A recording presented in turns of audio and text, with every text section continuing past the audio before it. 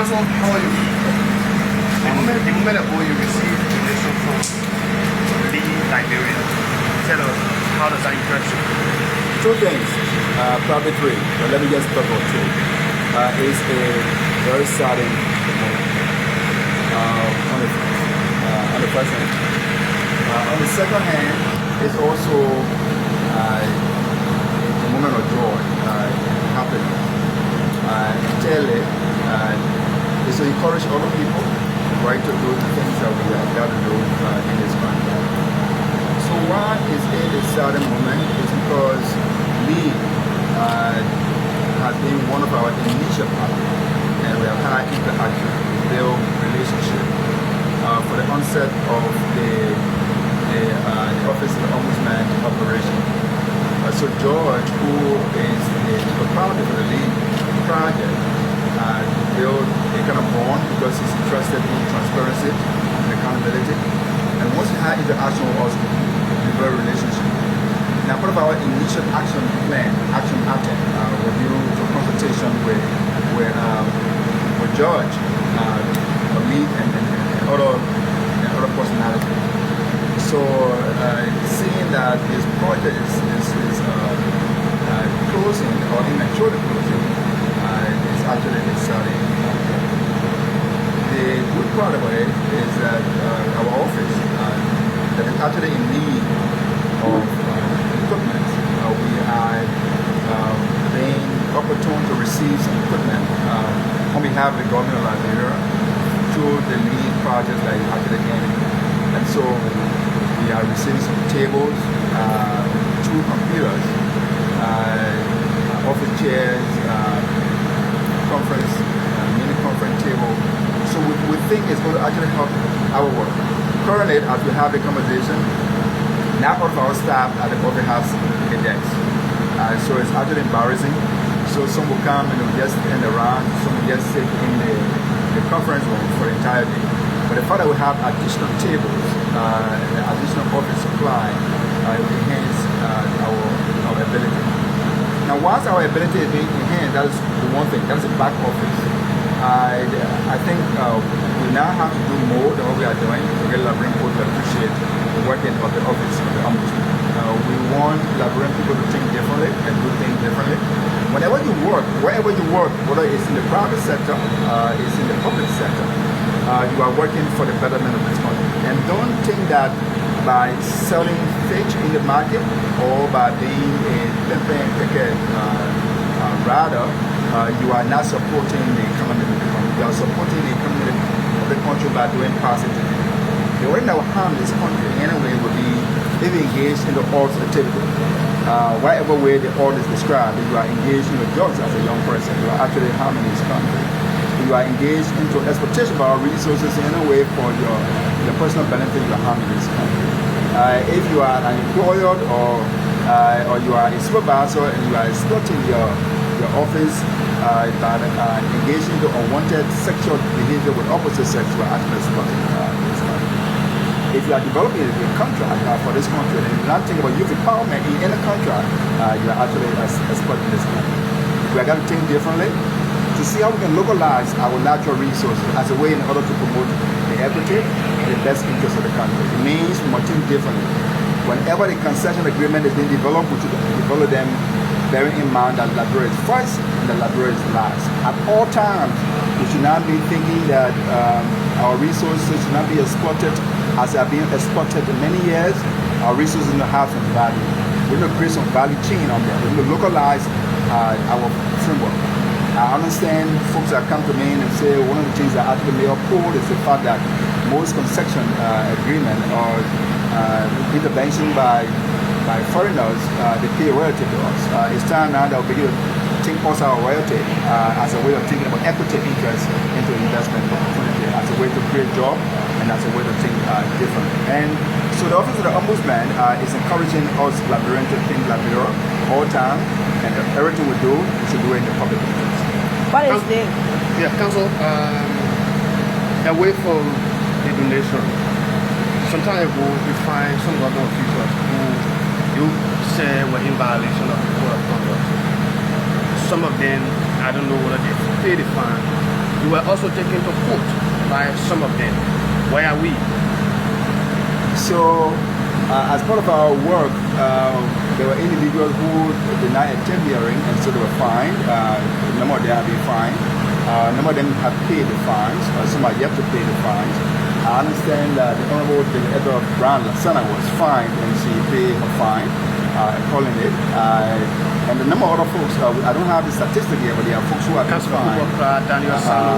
Yes, if I look at the data as it is, but there are individuals that have been fined for various ethical violations. Some have been warned, and they are actually complied with that. Now, what is in my head about the Honorable Director Brown Lasana, the chairperson of the National Election Commission, including those who occupy political positions, it's actually right in my memory, because she just paid her fine. I understand that fine was paid to the government revenue yesterday, and so folks are paying their fines. Those who have not paid the fines, I'm going to encourage you to pay your fines. Fail to pay the fines will actually lead you to other legal remedies or legal sanctions against you. Those occupying government positions at the same time political positions. That's evil. At all times, we should work for the public interest. Engaging into an action of a conflict of interest is a violation of what we believe as a country. You understand that one of the basics for the establishment of the Office of Ombudsman is to promote a balance in our operation. By creating that balance, it means if you are working for government at all times, you also think of the public interest. That is why Cllr Kangar, I cannot go to court easily. I have a lot of clients, I have a lot of cases. Some of my cases are in thousands, some are in millions. I've got to abandon all of those matters because I'm now working for the public service. Public service, according to the Office of Ombudsman, within the case Madam Emma Republic of Liberia versus Madam Emma Glasgow and others, there the Ombudsman provided what is referred to as a reasonable public service. And according to that ruling, if you see it, it's on our website and other that. It defines a reasonable public servant to be that individual who works at all times for the public good or the public interest, and that he sees his own personal interest as not the basis for which he's actually in government. A reasonable public servant, that public servant who is not going to be thinking about stealing the public money in any way. I know that some guys think by coming into public service, you are going to rob the public or every other thing. Those are going to be evil. You be praying against yourself for actually engaging in harm in this country. I know there are guys you find it in the churches. They are also engaged in the acts of wrong. You are in public service. You actually desist from that. There are some guys that are in the banks, and all the thing about is to actually find a way to rob this country. Anyone thinks about it, you can believe that. There are some folks who are teachers. Someone may be cabinet minister, maybe in my own position. If you are thinking that, you are got to stop. Because this country has got to run in a different way. By running a different way, you should promote the public interest. The government is not the place that people come to get rich. No. People in government should not come to government with the sole purpose of coming here to get rich. I have not come to government to get rich. I've come here to serve. All right. I've come to government at the time I have worked since being 9th grade. I've been working. I've not been able to acquire wealth to make me rich. I've declared my asset and minimum asset I've declared, and so those assets should need to be monitored. I have told the National Election Commission I'm going to be fined to declare my asset for the second time soon. Once that is done, I'm going to do the press to see why it is. It's going to be published. And I'm encouraging people who have actually filed their assets and income and liability with the Liberia Anti-Corruption Commission to find a way to make that public. And the person that made that public, I'm sure the person made that. So we who work, right, supporting the agenda of their rights, we should be able to follow that suit. Declare your asset, it will be a good thing you publish them. The good law does not say, but the law says that we should work above the ordinary. And by working above the ordinary, introducing like creative. Publishing your assets won't create it. So far, how many officials have now paid the fine, and what do you plan to do in reaching them? I don't know how many officials have now paid the fines. What I can tell you, there are officials that are fined for various reasons. Our fine is not unique to an event. For example, the Honorable Rudolph from the FDA, the FDA Managing Director, he was fined, and I'm told he has actually paid the fine. I remember that. I understand Mrs. Smith at the FDRC, he was fined for violating setting couple in court conduct, and he has actually paid his fine. I told you earlier that Ombudsman Edward Brown, the son, she was fined for violating certain principles of the court, and she has actually paid them. So government officials that have fined, some have paid the fines, others are yet to pay. But I want to encourage all of them who have not paid the fine to begin to pay the fines, because your failure to pay the fines will lead you to further sanction. My last question. You talk about localizing the framework. Do you care to clarify that? Yeah, our resources. To localize them means that we should add new value to them. By adding new value to them, they'll create new jobs. Say, for example, if we were to mount a gold from a location in Liberia, it might be a good thing to find a way to add other value. Either put the gold in the bar or begin to sell the gold in Liberia. That way, you are going to create new jobs. That is the localization we're talking about. If you are going to be exploiting, for example, our iron ores and whatever ores you have, and you get across the rock and take the rock away from this country, you are actually exploiting this country. Would you find a way by which the ore probably could be placed into different other categories, and then it's shipped out of the country? That way you localize our resources. We are going to stay in poverty if we do not find a way to think through to localize our natural resources. Now think about it. Our budget today is around $800 million. Assuming the government works perfectly with $800 million on an annual basis. Can that actually change the country in the next 5 years? The answer will be maybe, but generally no. $800 million cannot get us out of poverty. No way. If we localize our natural resources, we'll find new revenue sources, and those new revenue sources will add to that. Assuming our budget is $2 billion, right? If you have a $2 billion budget, which is actually still smaller, but you can see something is actually happening. We cannot be running a budget of $800 million and we think it's going to actually help us too. That's why we need to localize our natural resources.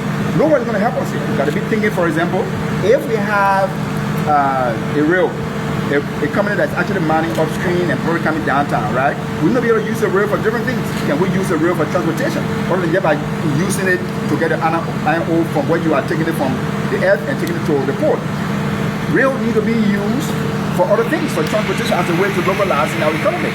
So if you were to go today to Medasi, the facility that you use at Medasi, that's a public facility, the rail. They have been there, they did some work on it. But it's only used basically in order to transport raw iron ore or raw ore for the country. We need to find ways that is actually used in a way for other things. Transportation and other means of carrying goods and services for as a way to localize the economy. Yeah, so back to the information made by you. Oh, what is it impact? Information made by you. It's to support the government efforts and to enhance the Ombudsman work, the back office work. Dex computer to enable us to actually work in a much more effective and efficient way. So we're going to add on to that. I don't think that he has added, right? It might probably free us some of our resources that we actually have to reshape them, for example, in the program. All right, our budget is actually provided for by the legislature. It's about $650,000. We have company in the budget that actually meant all of the office supplies and equipment. Now that we have some office supplies, we might probably figure out some of the money that we use for programs, for the training, workshop, and intervention. Thank you. Thank you so much. Okay, thanks. Thank you.